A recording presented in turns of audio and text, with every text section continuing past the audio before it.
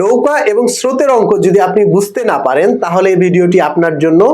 আমি একটা problem solve করাবো এবং সেইটা রিয়েল এক্সাম্পলের মাধ্যমে, সূত্র ছাড়া। তাহলে দেখবেন যে আপনি যে সমস্ত অঙ্কগুলো আছে তার বেসিক আপনি সহজেই বুঝতে পারবেন। আশা করি এই ভিডিওর মাধ্যমে নৌকা স্রোতের অনেক কিছু আপনারা শিখতে পারবেন। দেখেন এখানে একটা অঙ্ক দেওয়া আছে, খুবই ইম্পর্টেন্ট একটা অঙ্ক। নৌকা এবং স্রোতের বেগ যথাক্রমে 18 কিলোমিটার এবং 6 কিলোমিটার। 72 কিলোমিটার নদীপথ পাড়ি দিয়ে পুনরায় ফিরে আসতে মোট কত সময় লাগবে? অর্থাৎ নৌকা এবং স্রোত রিলেটেড যে অঙ্কগুলো আছে, নৌকার একটা বেগ দেওয়া থাকবে, স্রোতের একটা বেগ দেওয়া থাকবে। এখানে আমাদের মূল বিষয় নৌকা এবং স্রোতের অনুকূলে কোনটা, প্রতিকূলে কোনটা, ডাউন স্ট্রিম আপ স্ট্রিম, এই বিষয়টা আমাদের বুঝতে সমস্যা হয়। টোটাল নদীপথ হচ্ছে 72 কিলোমিটার। এখন সে 72 কিলোমিটার একবার যাবে, আবার 72 কিলোমিটার ফিরে আসবে, মানে যেখান থেকে শুরু করেছে আবার সেখানে আসবে। এখানে মোট সময় কতটুকু সেটা আমরা দেখব। এখন নৌকা স্রোত রিলেটেড অঙ্কগুলো আমরা S = VT এইটা দিয়ে আমরা সলভ করি। S ডিস্টেন্স, V হচ্ছে বেগ এবং T হচ্ছে টাইম। কিন্তু আমি চেষ্টা করব যে এই অঙ্কটা সূত্র ছাড়া, সূত্র দিয়ে তো করতে হবে, কেউ যে সূত্র পারবে করবে, সূত্র ছাড়া আমরা বেসিক ভাবে একদম রিয়েল এক্সাম্পলের মাধ্যমে বোঝার চেষ্টা করব। ধরেন একটা আমরা নদী ধরলাম, এটা হচ্ছে নদী। নদীর তো সীমা থাকে না, কিন্তু আমরা যেহেতু 72 কিলোমিটার আমরা সীমা নির্দিষ্ট করে দিলাম যে এইটুকু হচ্ছে 72 কিলোমিটার একটা নদীপথ। 72 কিলোমিটার হচ্ছে একটা নদীপথ। এখন নদীতে কি থাকে? স্রোত আছে। তাহলে আমরা স্রোতটা এইভাবে চিহ্নিত করলাম। স্রোতের বেগ হচ্ছে 6 কিলোমিটার। স্রোতের বেগ হচ্ছে 6 কিলোমিটার। এখন স্রোতের দিকে যেটা যাব সেটা অনুকূলে বেগ।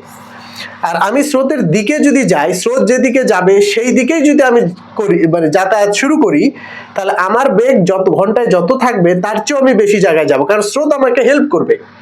অল্টারনেটিভ ভাবে স্রোতের বিপরীত দিকে গেলে স্রোত আমাকে বাধা দিবে, মানে আমার যদি 5 যাওয়ার কথা, দেখবো যে আমি 4 বা স্রোত যতটুকু বেগ আছে তারটুকু মাইনাস হবে। অর্থাৎ স্রোতের অনুকূলে মানে আমার বেগটাও বেড়ে যাবে, স্রোতের প্রতিকূলে মানে আমার বেগটাও কমে যাবে। এখন স্রোতের বেগ হচ্ছে 6 কিলোমিটার আর নৌকার বেগ হচ্ছে, ধরে নিলাম এখান থেকে আমি নৌকার যাত্রা শুরু করব, তার বেগ হচ্ছে 18 কিলোমিটার, 18 কিলোমিটার পার আওয়ার। এটা ঘন্টায় 6 কিলোমিটার পার আওয়ার, আর এটা হচ্ছে 18 কিলোমিটার পার আওয়ার, মানে ঘন্টায় সে 6 কিলোমিটার যাবে স্রোত, আর ঘন্টায় 18 কিলোমিটার যাবে হচ্ছে নৌকা। এখন এইখান থেকে আমি যাত্রা শুরু করলাম। যাত্রা শুরু করলে হবে কি, স্রোত যেদিকে সেই দিকে আমি যাচ্ছি, তার মানে এই 18 যোগ 6 24 কিলোমিটার পার আওয়ার আমার বেগ হয়ে যাবে। 24 কিলোমিটার পার আওয়ার মানে ঘন্টায় আমি যেতাম 18, কিন্তু স্রোত যেহেতু 6 আমাকে এগিয়ে নিচ্ছে, তা আমার হবে 24 কিলোমিটার পার আওয়ার, মানে আমি ঘন্টায় তখন 24 কিলোমিটার যাব।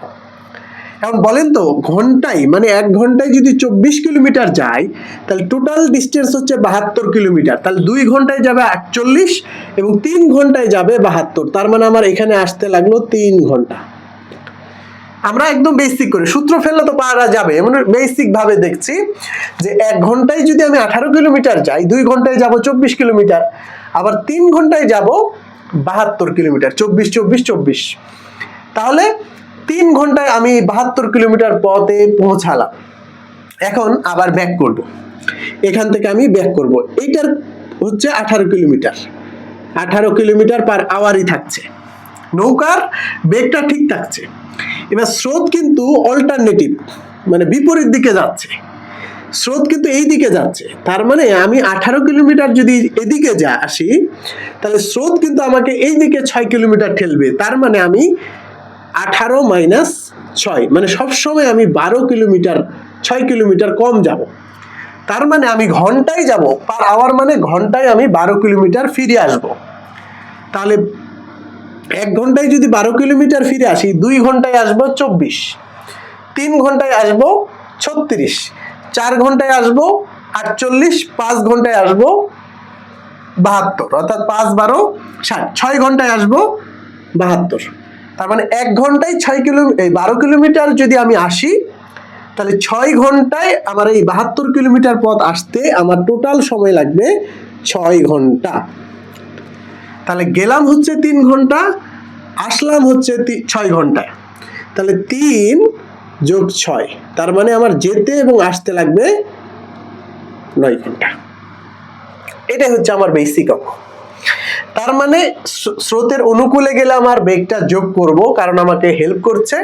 স্রোতের প্রতিকূলে আসলে বেগটা আমরা মাইনাস করব, কারণ সে আমাকে বাধা দিচ্ছে। মানে আমি এদিকে যাচ্ছি আর স্রোতটা যাচ্ছে এইদিকে, মানে আমি এদিকে 18 গেলে স্রোত আমাকে 6 দিকে নিয়ে যাচ্ছে।